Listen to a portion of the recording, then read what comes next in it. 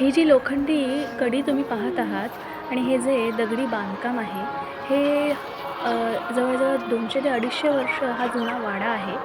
मी आले आहे बोहाळीमध्ये. पंढरपुरातील एक गाव आहे, खूप सुंदर गाव आहे बोहाळी.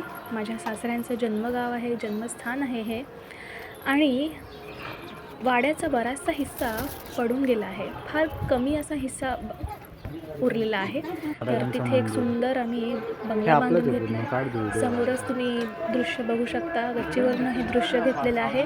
मारुतीचं मंदिर आहे समोर आणि श्रीराम आणि सीतेचंही मंदिर आहे.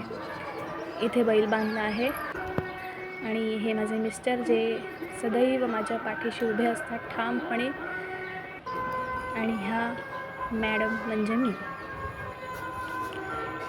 गच्चीतनं हा व्ह्यू घेतला आहे. हा खूप खूप सुंदर दृश्य आहे हे तुम्ही पाहू शकता. तसंच माझे मिस्टर फार नशीबवान निघाले. त्यांना नवरात्रीच्या शेवटच्या दिवशी आम्ही तिथे गेलो होतो, तर नवरात्र उठवण्याचं त्यांना सौभाग्य प्राप्त झालं परमेश्वराच्या कृपेने. तुम्ही पाहू शकता